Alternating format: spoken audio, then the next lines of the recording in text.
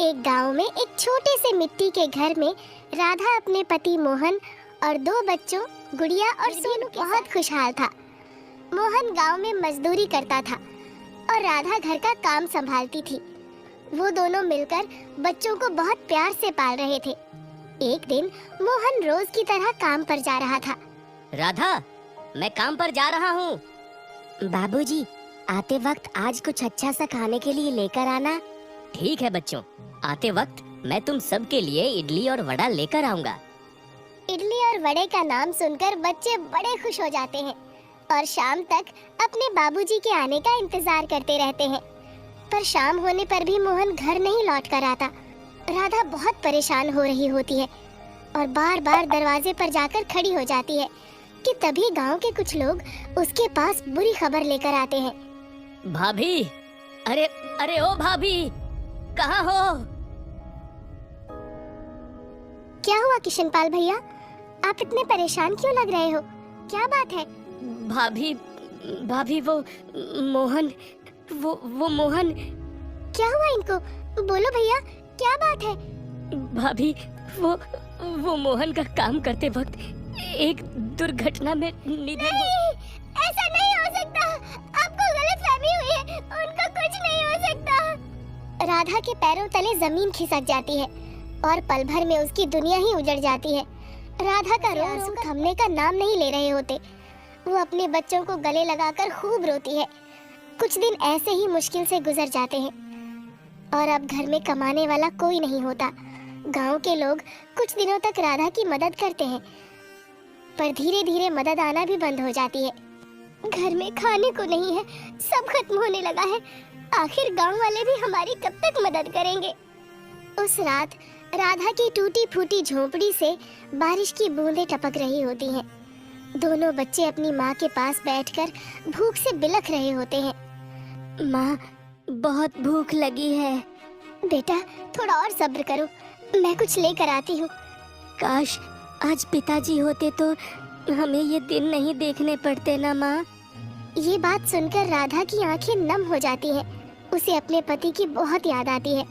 वो खुद को जैसे तैसे संभालती है और रसोई में जाकर कुछ खाने को ढूंढती है। वो रसोई में जाती है तो देखती है कि वहाँ थोड़े से चावल रखे हैं। बस ये थोड़े से चावल बचे हैं। आखिर क्या बनाऊं इन चावलों से? ऐसे ही उबाल दिए तो बच्चे खाएंगे कैसे? राधा ये सब सोच ही रही होती है कि तभी वहाँ गुड़िया और सोनू आते हैं। माँ, बाबा क्या कभी वापस नहीं आएंगे?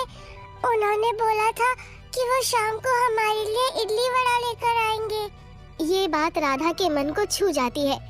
वो बच्चों को जैसे तैसे करके समझाती है कि उनके बाबूजी भगवान के पास चले गए हैं। उसके बाद राधा चावल की तरफ देखती है और अपने पति की वो छोटी सी आखिरी इच्छा पूरी करती है। वो उन चावल से इडली और वड़ा बनाती है, पर अचानक उसे ख्याल आता है कि बिना सांभर के इडली सूखी लगेगी।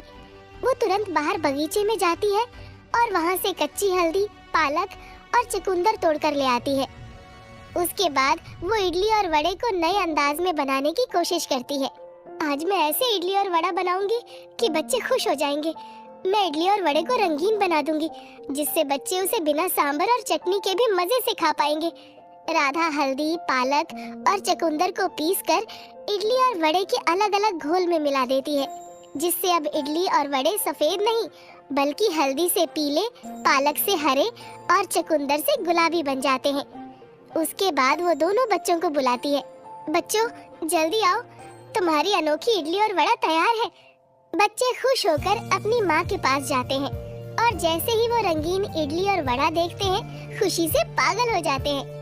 वाह माँ, आपने क्या कमाल का इडली और वड़ा बनाया है। ऐसी इडली और वड़ा तो हमने आज तक कहीं भी नहीं देखे। हाँ माँ, अगर हम ऐसी इडली और वड़ा बाजार में बेचने लगे तो सोचो हमारी कितनी कमाई होगी। हाँ माँ, भाई सही बोल रहा है। इसे तो हम बेच भी सकते हैं, सब लोग इसे जरूर खाएंगे। अरे नहीं बेटा, ये सब आखिर कौन खरीदेगा? आप कोशिश तो करो माँ। एक दिन आप ये सब बनाकर बाजार में लगाकर तो देखो, देखना ये सबको बहुत पसंद आएगी। राधा बच्चों की बात पर गौर नहीं करती, पर कुछ दिन बाद ही घर की हालत बहुत बुरी होने लगती है। राधा बड़ी मुश्किल से घर घर जाकर 2 पैसे कमा रही होती है, जिससे उनका खाने का भी गुजारा ठीक से नहीं हो पा रहा होता।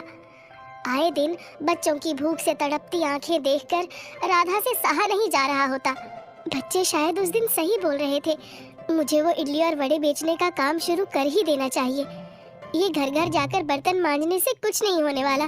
वैसे भी अगर मेरे बच्चे इसे पसंद कर सकते हैं तो गांव के और भी लोग इसे जरूर पसंद करेंगे। अगली सुबह राधा रंगीन इडली और वड़ा बनाकर तैयार कर देती है। उसके बाद वो गांव के चौक पर इडली और वड़े बेचने के लिए बैठ जाती है। आओ आओ आओ, रंग बिरंगी इडली खाओ, आओ आओ आओ, रंग बिरंगे वड़े खाओ। इतने सुंदर और स्वादिष्ट इडली और वड़े आपको कहीं नहीं मिलेंगे। ऐसी रंग बिरंगी इडली और वड़ा देखकर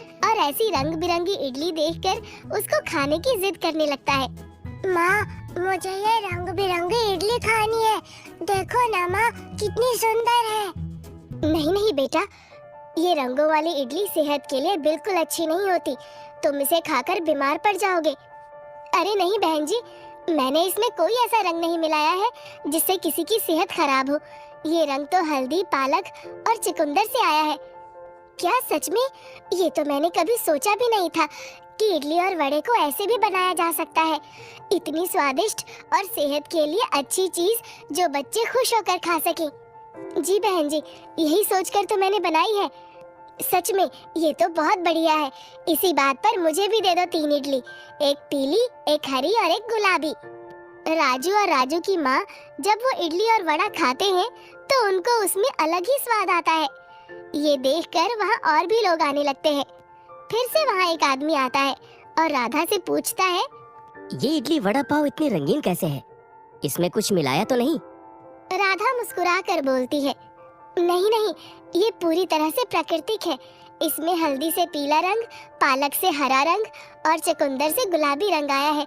कोई भी हानिकारक रंग नहीं है मेरे इडली और वड़े में। लोगों को धीरे धीरे विश्वास होने लगता है और धीरे धीरे वो राधा की रंग बिरंगी इडली और वड़ा खरीदना शुरू कर देते हैं। पहले ही दिन राधा सारी इडली और वड़े बेचकर अच्छे पैसे कमा लेती है। राधा अब हर दिन सुबह जल्दी उठती, इडली और वड़ा तैयार करती और उसे बेचने के लिए बाजार जाती है। दिन ब दिन उसकी इडली मशहूर होने लगती है।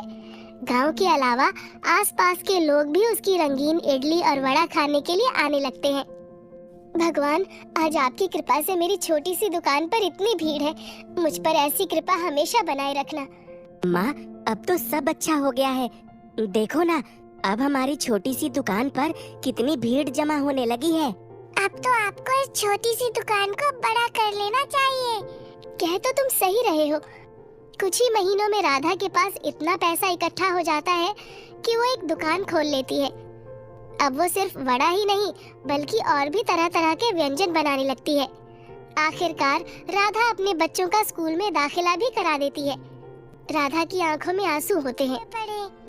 आज वो ऊपर से जरूर देख रहे होंगे ना माँ, और कितने खुश होंगे। राधा की आंखों में आंसू आ जाते हैं। वो ऊपर देखती है और मोहन को याद करती है।